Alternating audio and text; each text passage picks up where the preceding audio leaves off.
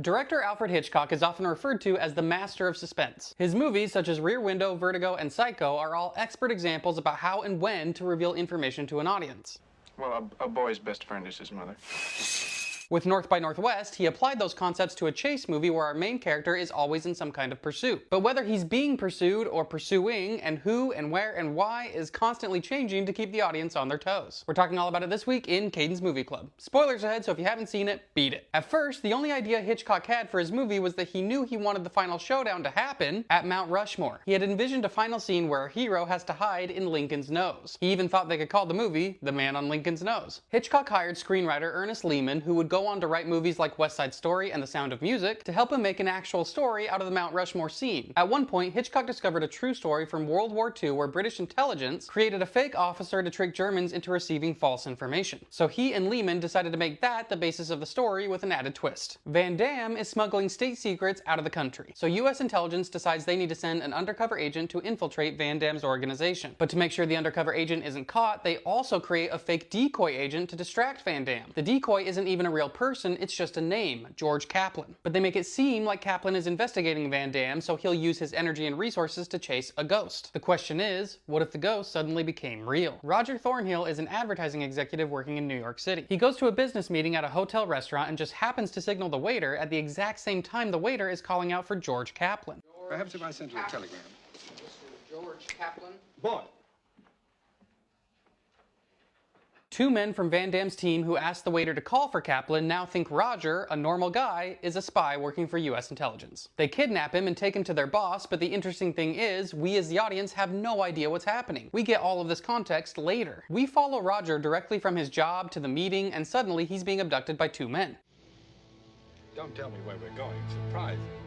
He's taken to a mansion where he's interrogated by someone named Townsend, but Roger genuinely doesn't know anything. He tries to tell them they must have gotten the wrong man, but they think it's all an act. Did you call me Kaplan? I know you're a man of many names, but I'm perfectly willing to accept your current choice. Current choice?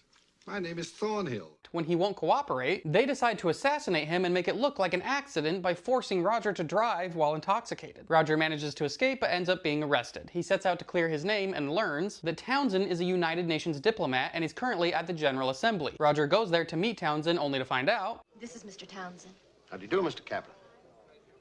This isn't Mr. Townsend. that it's not the man who was interrogating him the other night. Do you know this man?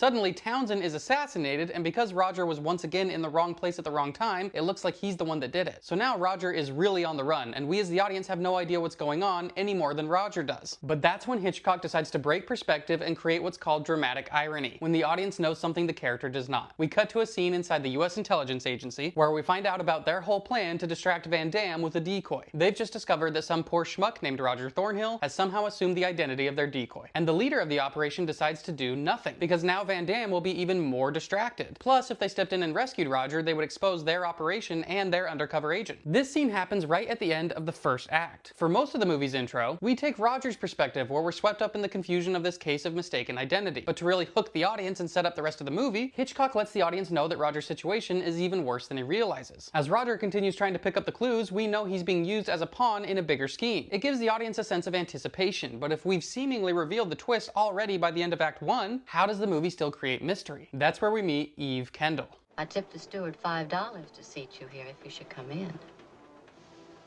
Eve helps Roger avoid the police on the train and tries to pass it off as nothing more than a flirtatious encounter. But we know it seems too good to be true. And sure enough, we soon find out that she's working for Van Damme. When they arrive in Chicago, Roger has to stay disguised to hide from the police, but he gives Eve a phone number belonging to Kaplan, and she goes to a phone booth and sets up a meeting with him. We know that Eve is working for Van Damme. We know that Kaplan isn't real, but Roger doesn't, and he's smitten by Eve. So he trusts her and goes to the meeting spot, which is a bus stop in rural Indiana. There are lots of genre influences for this movie. It's a chase film, a spy film, but Hitchcock was also inspired by noir mysteries. And here he wanted to flip a classic type of scene on its head. In noir movies, the hero often has to arrange to meet a dangerous person in a dark alleyway. That meeting often turns out to be a setup, and bad guys show up to try and assassinate the hero.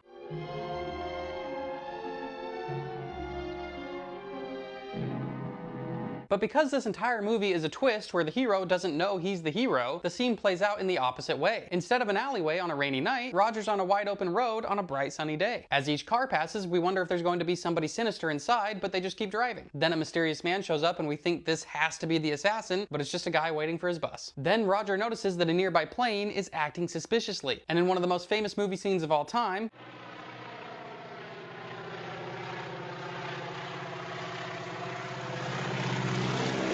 he is literally attacked by the plane.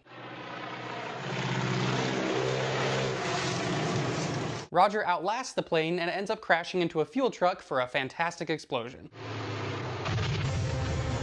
And it's here that we start to see a key aspect of the movie. Hitchcock said that the epitome of the movie was in the title. North by Northwest sounds like a point on a compass, but it doesn't exist. The movie is pure fantasy where an ordinary man with an ordinary job is suddenly thrust into a life of excitement. One where beautiful women are attracted to him and he outwits people chasing him and survives dangerous encounters. Over the course of the movie, Roger Thornhill is slowly morphing into the spy he's been mistaken for. After surviving the unconventional assassination attempt, Roger returns to Chicago to confront Eve, and she tells him they can never see each other again. He follows her to an art auction and finds out she's working for Van Damme and finally accepts that she betrayed him. Van Damme is using the auction as a cover to smuggle top secret information on rolls of microfilm. The microfilm isn't really important, it's just a MacGuffin, which is a plot device that motivates characters in a story to act, but ultimately doesn't really matter to us as the audience. Hitchcock didn't invent the term MacGuffin, but he popularized it. A MacGuffin you see in most films about spies. It's always called the thing that the characters on the screen worry about, but the audience don't care. To escape Van Damme's men at the auction, Roger gets himself arrested again. You're a genuine idiot. Thank you. But it's here that US intelligence finally steps in. But it's only because they want to use Roger in their final plan. Why would Roger agree to help the people that used him as bait? Well, when he, and us as the audience, find out that we didn't actually know the full story. Eve isn't working for Van Damme, she's the undercover agent. Roger now realizes that Eve had no choice but to portray him and was even trying to protect him at times. At the beginning of the story, we knew nothing, just like the main character. Then Hitchcock lets us in on the secret, making us think we have the upper hand. Then he pulls out the rug from under us only to show that we were still in the dark. Roger is taken to Mount Rushmore where Van Damme has a private home and an airstrip and is planning to leave the country with the microfilm. So now we know Eve's real identity and so does Roger. But Eve doesn't know that Roger knows, and Van Damme doesn't know any of it. If he finds out, Eve's mission and her life will be at stake. So when Roger shows up, she thinks he may expose her and she feels she has no choice but to stop him with deadly force. Save the phony tears.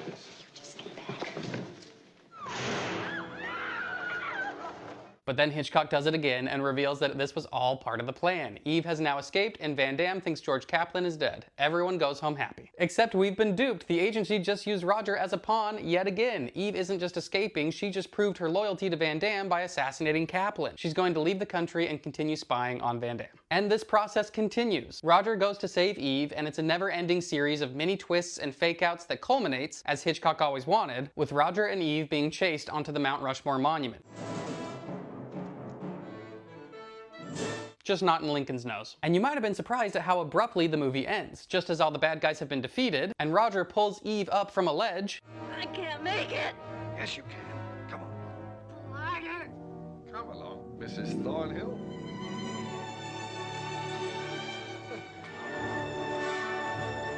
We match cut to them in a train, safe and sound. Once there's no longer any possibility for suspense, Hitchcock basically says, what's the point in continuing the movie? With North by Northwest, Hitchcock created a chase film where the thrill wasn't so much the chase itself, but in how the constant flow of new information changed how we looked at the chase. As the audience, we just get to go along for the ride, but if we look at it from a storyteller's perspective, it's a complicated web of which characters know what secrets and when, including us as the audience. And that's why Hitchcock is the master of suspense. And next week, for our final movie of the month, we'll be taking a look at a chase that seems pretty straightforward. A man and a woman have to flee from a relentless assassin that's hunting them. But the stakes are raised as high as they can go because the future of humanity itself is in jeopardy. The Terminator follows Sarah Connor, a young woman who is targeted not for something she's done, but for something she will do in the future. She'll become the mother of the man who will lead the human resistance in a war for our own survival. And our future enemies are trying to make sure that leader is never born. This is the movie that truly launched the film careers of James Cameron and Arnold Schwarzenegger, and it remains one of the most recognized depictions of a world taken over by artificial intelligence, and has influenced countless films after it. So here's some questions to keep in mind while you watch. How does Sarah Connor evolve as the chase progresses? What do you think her arc symbolizes in the story? What do you think of the concept of fate and how it appears in this movie? Can we actually change the course of the future? How does the depiction of artificial intelligence in this movie differ from how you usually see it depicted? Do you feel this representation captures the potential threat of AI? So let's chat about North by Northwest in the comments, and I'll see you back here next Sunday to discuss The Terminator. And if you want to stay in the know about Movie Club, you know where to go.